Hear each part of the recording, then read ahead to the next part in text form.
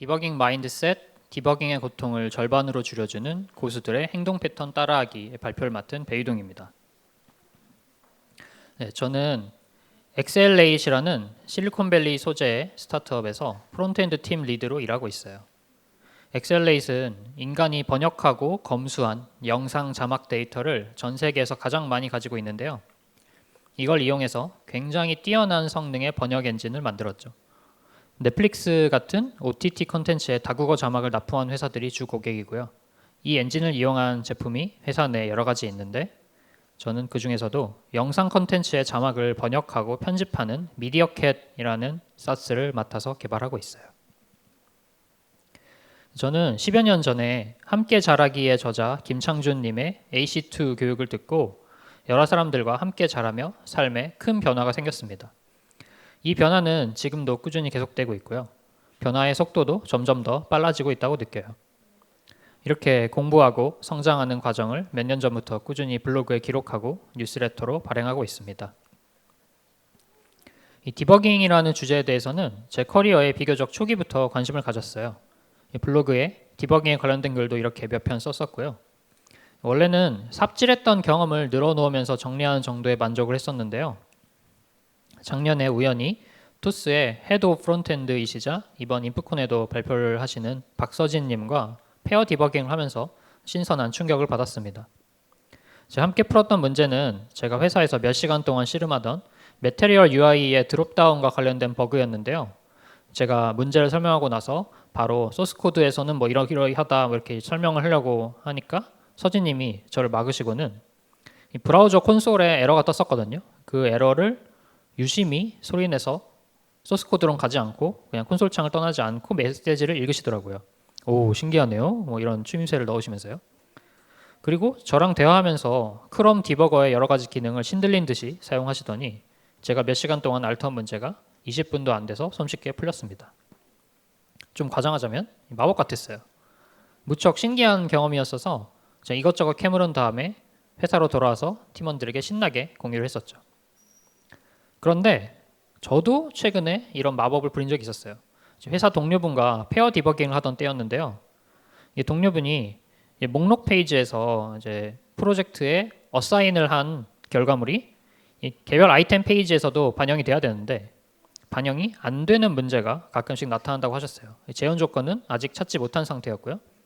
근데 저는 이 이야기를 듣자마자 이거 캐시갱신 문제 아니야? 이렇게 생각이 들었고 직관적으로 개별 아이템 페이지에 먼저 갔다가 목록으로 돌아가서 동작을 수행했을 때를 한번 확인해 보자고 제안했습니다. 그리고 그게 맞았어요. 그렇게 페어 디버깅 세션이 5분도 안 되어서 끝났습니다. 이런 마법 같은 순간들이 개발자들이 디버깅 역량을 효과적으로 키우기 어려운 이유를 말해주기도 해요. 사실 우리 개발자들은 평소에 이렇게 자주 버그를 맞닥뜨리고 또 직접 해결을 하거나 아니면 남들이 해결하는 걸 지켜보기도 하죠. 하지만 고수들의 디버깅을 관찰을 하더라도 대개 이 문제 자체와 해결된 결과물만 보이지 그 안에 어떤 인지적 과정이 있었는지는 좀 알기가 어렵습니다. 제가 직관적으로 이런 제안을 했었는데 대체 이런 판단과 의사결정을 어떻게 할 수 있었는지는 숨겨져 있었던 것처럼요. 돌이켜보면 당시에 제 머릿속에는 이런 일들이 벌어졌습니다. 신호를 인식하고 과거 경험과의 유사성을 판단하고 전제 조건을 생각하고 사전 지식을 생각하고 다시 과거 경험과의 유사성을 판단하고요. 그래서 이렇게 결론이 났던 거죠. 개별 아이템 페이지에 먼저 들어가서 특정 쿼리에 대한 캐싱이 된 상태에서는 목록 페이지의 동작을 수행한 후에 개별 아이템 페이지 쿼리에 캐시를 갱신해야 되는데 그걸 안 한 거 아닌가 뭐 이런 생각을 저런 여러 가지 생각들을 파박파박 하면서 할 수 있었던 거죠. 제가 조금 전에 이제 셀프로 분석했던 방법은 인지심리학계의 거장인 게리 클라인이라는 분이 만들어서 1989년 논문에서 발표한 크리티컬 디시전 메소드, 줄여서 CDM이라고 부르는 기법입니다. 이 CDM은 인지작업 분석이라는 기법의 한 종류인데요. 이러한 분석 방법을 잘 활용해서 전문가들을 인터뷰를 하면 그들의 머릿속에 숨은 암묵지나 무의식적으로 인식하는 패턴 아니면 저도 모르게 하는 습관 같은 것들을 효과적으로 뽑아낼 수 있습니다. 저는 이 인지작업 분석을 이용해서 디버깅 전문가들의 머릿속을 파헤쳐보고 싶다는 생각으로 친분이 있는 디버깅 고수들을 찾아가 인터뷰를 했어요. 분야는 프론트엔드, 백엔드, 리서치 등 다양했고요. 한편 전 디버깅이라는 게 단순히 소프트웨어에만 국한된 게 아니라고 생각을 또 했습니다. 그래서 다른 분야의 문제 해결 전문가들도 몇 분 인터뷰를 해봤어요. 문제에 접근하고 해결하는 방식에 공통점이 있지 않을까 기대를 했고 실제로 그런 것들이 좀 발견이 됐고요. 그리고 챗GPT에게도 인터뷰를 해봤어요. 이게 사람과 할 때는 이제 1시간 정도 접근하니까 인터뷰 시간이 부족해서 물어보고 싶어도 못 물어본 게 많았거든요. 그래서 이런 것들을 잔뜩 물어볼 수 있었고 기존의 인터뷰를 검증할 수 있는 기회도 됐습니다. 이게 절대 지치지 않은 인터뷰라서 정말 매력적이더라고요. 인터뷰 초반부는 언제나 좀 이런 식으로 시작했어요. 당신이 디버깅할 때 한 행동들의 종류 또는 순서를 한 3개에서 5개 정도 그려주세요. 이렇게 얘기를 하면 이걸 태스크 다이어그램 매핑이라고 부르는데 이렇게 행동을 A, B, C, D 이렇게 그려주세요. 제가 이런 거 했었고요. 그 다음엔 이런 거 했었고 그 다음엔 또 이런 거 했었고 이렇게 얘기를 합니다. 네, 그러면 여기서 제가 다시 이 행동들 중에 디버깅을 잘하는 사람과 못하는 사람의 차이가 큰 것 또는 당신이 1년 전에는 지금보다 못했었는데 지금은 더 잘하게 된 것 이런 것들을 체크해달라고 말씀을 드려요. 그러면 이런 식으로 더 중요한 게 튀어나오죠. 그 다음 실제 최근의 디버깅 사례를 듣고 추가적인 탐침을 하면서 본인이 말한 대로 실제로 행동했는지 교차 검증을 했습니다. 네, 이런 인터뷰 과정에서 제가 확신하게 된 건 디버깅이 마법이 아니라 마술에 가깝다는 점이었어요. 마법은 그냥 신비하고 우리가 이해하기 어려운 무언가죠. 반면에 마술은 물론 제가 마술은 못합니다만 마술은 트릭을 알고 손기술을 익힌다면 누구나 배울 수 있는 기술이라고 생각합니다. 여기서 이 트릭이라는 거는 고수들의 인지적 작업이 담긴 행동 패턴이고 손기술을 익힌다는 거는 그 행동 패턴을 따라하고 훈련하며 체화하는 걸로 볼 수 있겠네요. 그런데 재미있게도 인터뷰의 본인도 스스로의 트릭과 손기술에 대해 명확히 인지하지 못하고 정리되어 있지 않은 경우가 좀 대부분이었어요. 실제로 인터뷰 과정에서 인터뷰이들이 이런 말씀하셨어요. 와, 제가 이렇게 했었네요. 몰랐어요. 이렇게까지 파고들어 본 적이 없었는데 정리가 정말 잘 되었습니다. 저희 팀원분들에게 이거 그대로 보여주면 될 것 같아요. 이거 하고 나니까 제가 자주 하는 다른 기법들도 좀 떠오르더라고요. 즉 고수들도 본인이 어떻게 하는지 모르고 잘 가르쳐주지도 못했던 거죠. 그렇다면 이런 디버깅 고수들의 패턴을 정리해서 주니어들에게 가르쳐주면 큰 효과가 있으리라는 확신이 생겼습니다. 실제로 저 자신의 디버깅 능력도 이러한 인터뷰 이후로 훨씬 좋아진 걸 체감하기도 했고요.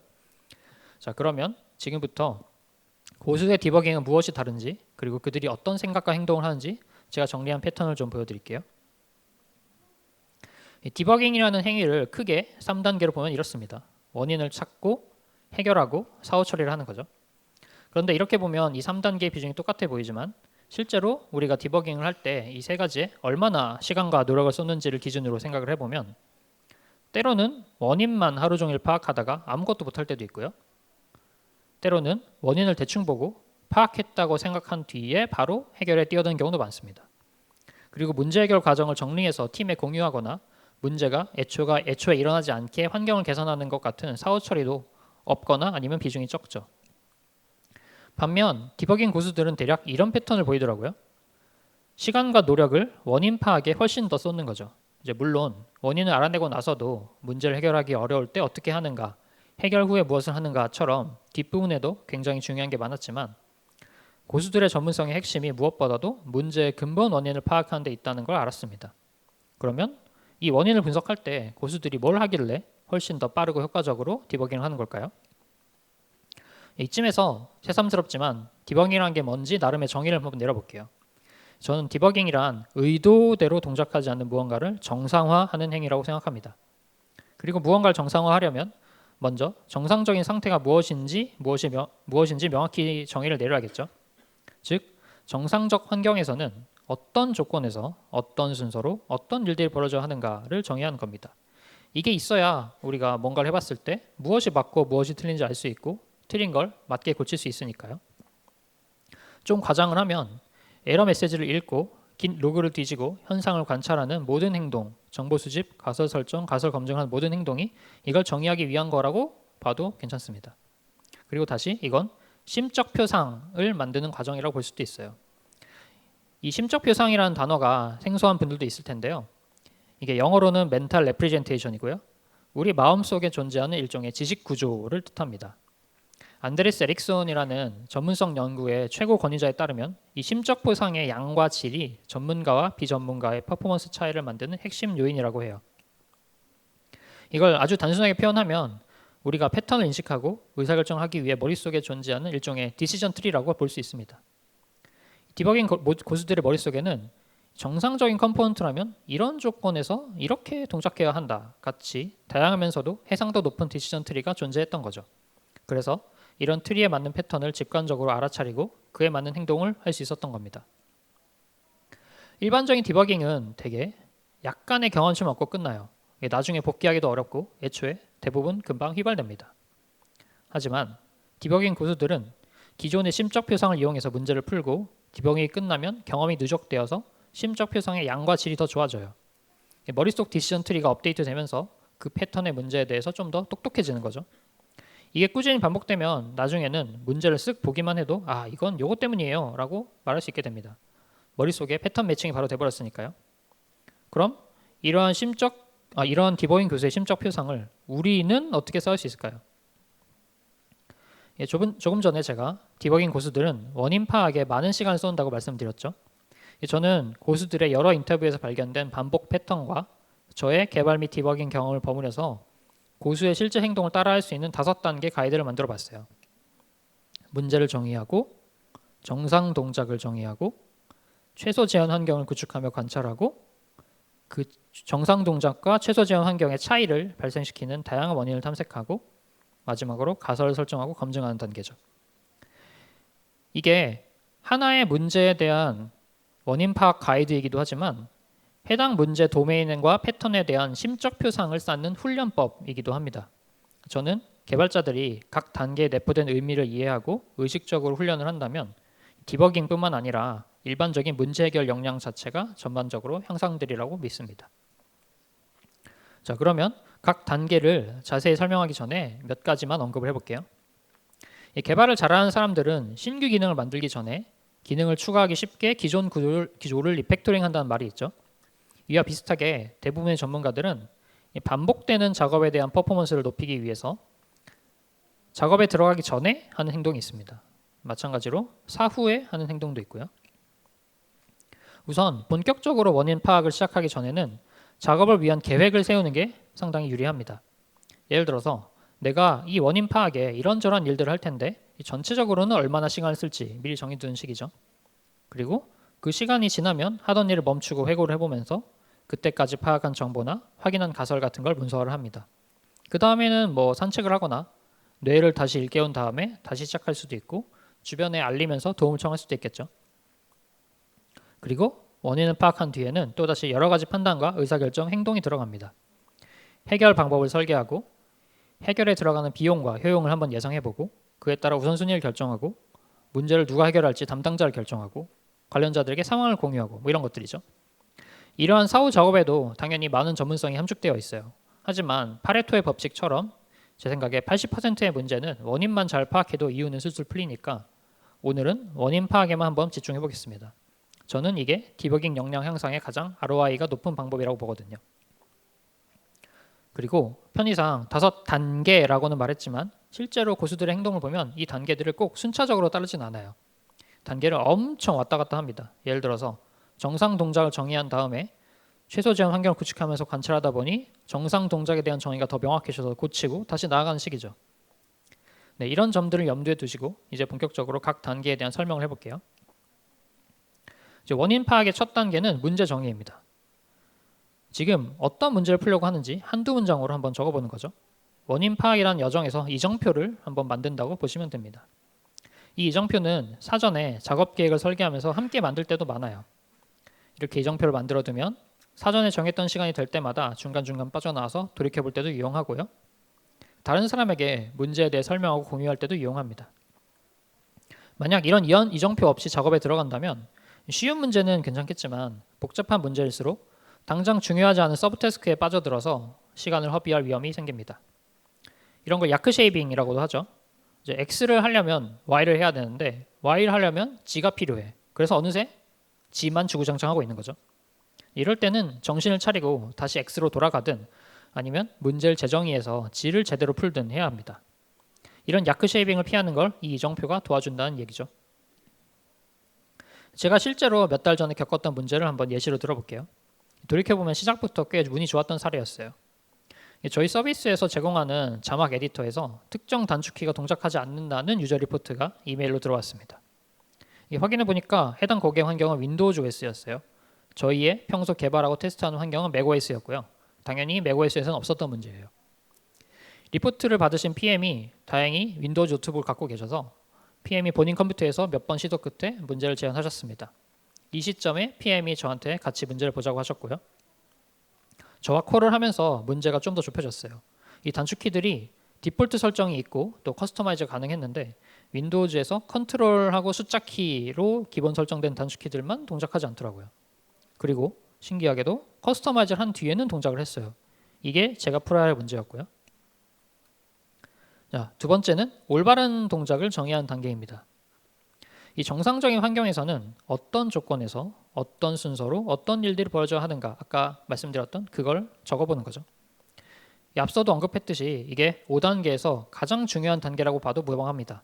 이걸 정의하는 과정이 곧 심적표상을 만드는 핵심이라고 할 수 있거든요. 먼저 현재 어떤 일들이 벌어지고 있는지 유심히 관찰합니다.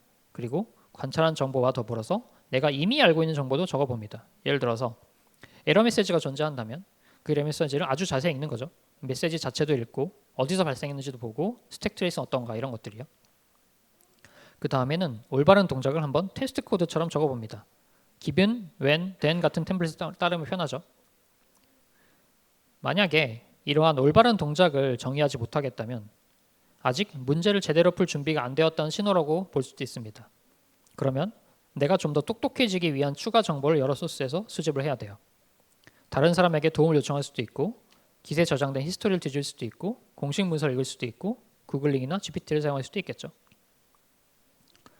자, 저는 이미 PM분과 현상을 관찰하면서 많은 정보를 확보해둔 상태였어요. 그래서 그것들을 다시 제 언어로 적는 것부터 시작을 했습니다.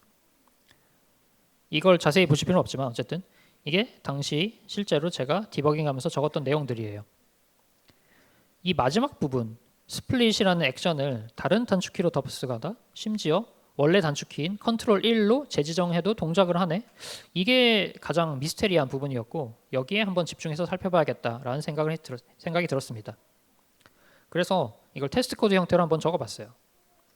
OS에 상관없이 기본 단축키를 덮었는지 여부와 상관없이 스플릿의 단축키를 누르면 자막이 쪼개지고 이걸 동기화하는 워커가 거출되고 실제로 쪼개져야 한다. 이렇게 한번 적었었죠. 자, 이렇게 정상 동작을 정의했으면 그 다음 단계는 문제가 발생한 최소 재현 환경을 직접 구축하며 관찰하는 것입니다. 만약에 아직 재현이 안 됐으면 재현을 위한 정보 수집 및 시도를 한번 다방면으로 합니다. 그 중에서도 언제부터 발생했는가가 가장 중요한 정보인데요. 가장은 아니고 아주 중요한 정보인데 이건 버그의 영향 범위를 파악하기 위해서도 필요해요. 에러 모니터링 도구나 git 커밋 메시지, 슬랙 같은 걸 검색을 하는 거죠.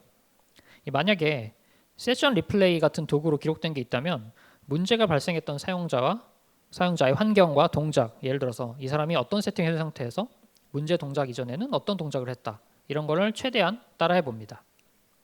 그리고 문제를 더 작게 격리하는 걸 하는데요. 이거는 재현의 성공을 내가 했든 아니면 아직 못했든 간에 아주 좋은 습관입니다. 이 문제가 특정 조건에서만 발생한다면 그 조건이 항상 참여되도록 변경을 해볼 수도 있고요. 문제 상황에서 정상이 될 때까지 하나씩 컴포넌트나 코드 조각을 계속 주석 처리해서 빼나갈 수도 있고 또는 아예 빈 프로젝트에서 예를 들면 이게 넥스트라고 하면 넥스트 empty에서 그냥 시작을 하는 거죠. 그렇게 해서 비정상이 될 때까지 나아갈 수도 있고요. 이렇게 하면서 정상 환경과 무엇을 어떻게 다르게 하면 어떻게 되는지에 대한 패턴을 한번 관찰합니다. 이렇게 격리를 잘 할수록 변경에 영향을 받는 요소가 줄어들기 때문에 나중에 가설 검증과 관찰이 수월해져요. 만약에 내 환경에서 재현을 끝끝내 실패를 했다면 이건 정상 종작 정의 단계와 마찬가지로 추가 정보를 수집하는 게 좋습니다. 의심 가는 부분에 로그를 자세히 심거나 아니면 문제를 리포트한 사용자를 직접 만나는 것도 좋아요. 자, 저도 재현 환경 구축하려고 했는데 다행히 윈도우즈 노트북이 집에 있었습니다. 근데 아쉽게도 개발 환경은 세팅되지 않은 상태였어요. 그래서 좀 더 자세한 로그가 쌓이는 스테이징 환경에 기본 단축키로 컨트롤 1로 스플릿 해보니까 동작이 안 하더라고요. 그래서 빠르게 확인이 됐습니다. 이 별다른 조건 없이 100% 재현이 되니까 아주 운이 좋은 상황이었고요.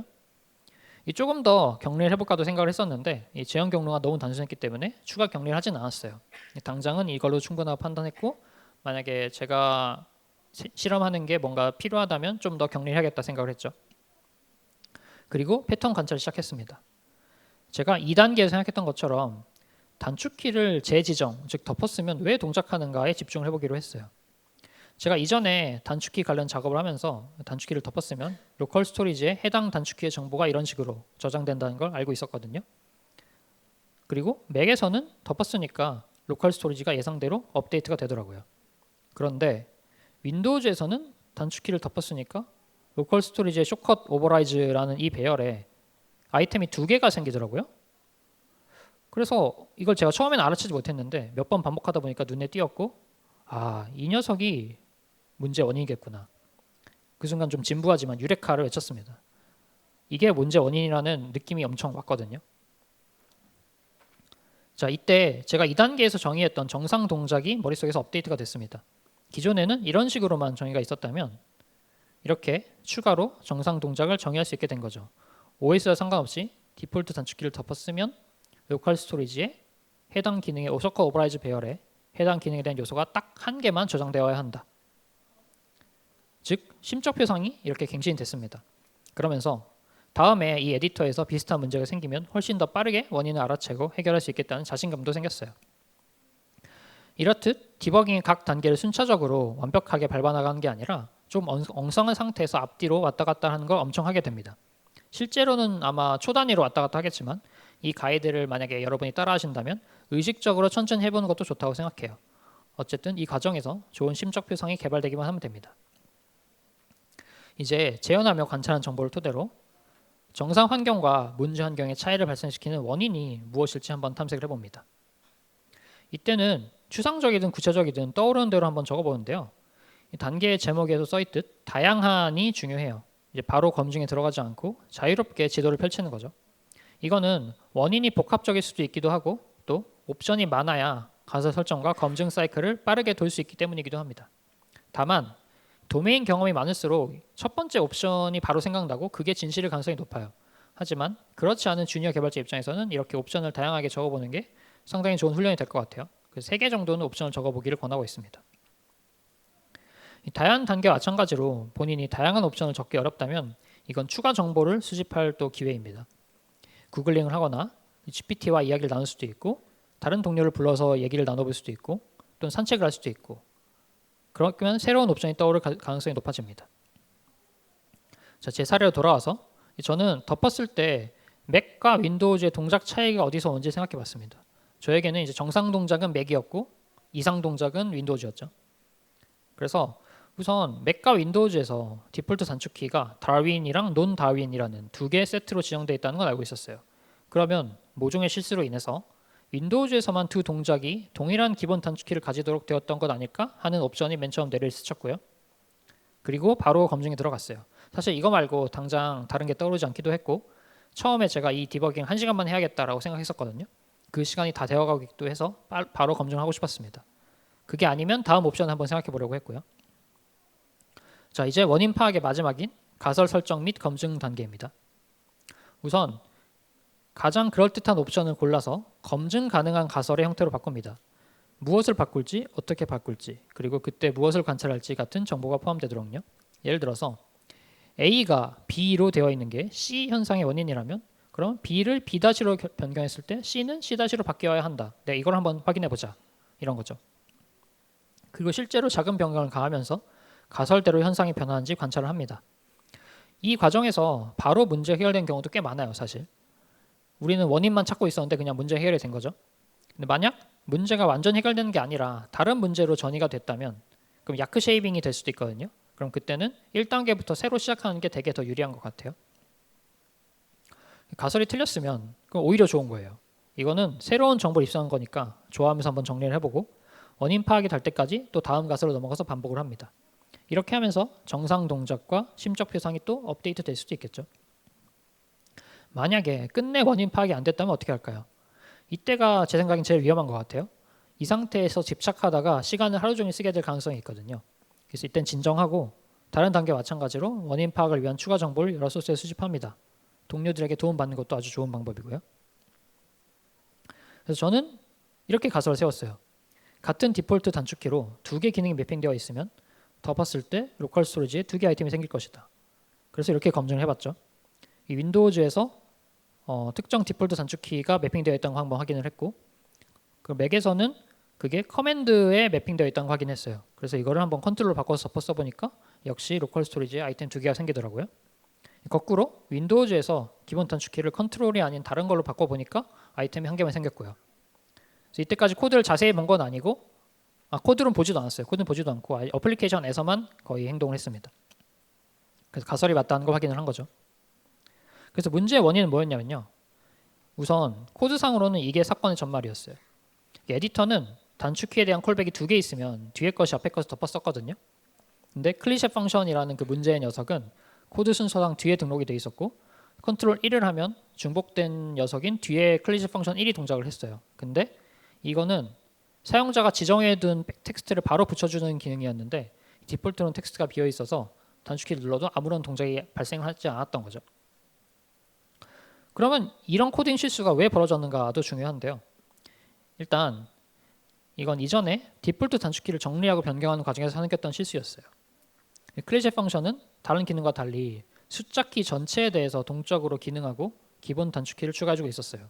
그래서 이거는 저희가 지난번에 그 단축키 정리를 할 때 검색을 한 방법이 있었는데 그게 클리셰 펑션이 동작하는 방식에는 걸려들지 않았던 거죠. 그래서 텍스트 서치로 겹친 단축키를 찾지 못했고요. 당시 윈도우즈에서는 테스트를 좀 소홀히 했었어요. 그래서 단축키에 겹쳤다는 걸 인지하지 못했습니다. 그래서 우리가 나중에 단축에 관한 동작을 구현하거나 수정할 때는 윈도우즈에서도 테스트와 QA를 더 꼼꼼하게 하는 것으로 프로셋을 재정비했고요. 또 기존에 우리가 찾지 못했던 또 겹치는 다른 단축키가 없나를 전수조사했는데 다행히 그건 또 없었습니다. 자, 지금까지 문제 원인 파악을 위한 5단계 가이드였고요. 첫 번째로 문제를 정의하고, 두 번째로 정상 동작을 정의하고, 세 번째로 최소 재현 환경 구축함을 관찰하고, 네 번째로 그 차이를 발생시키는 다양한 원인 탐색해보고, 마지막으로 가설 설정과 검증을 합니다. 물론 아까도 말씀드렸듯이 이게 깔끔하게 순서대로 가진 않았어요. 제 간단한 사례에서도 1, 2, 3, 2, 4, 5 이렇게 2단계가 2번 등장했었고요. 그리고 원인 파악 이후의 액션도 중요하다고 말씀드렸는데요. 실제로 저의 에디터 단축키 문제도 해결이 그렇게 쉽진 않았습니다.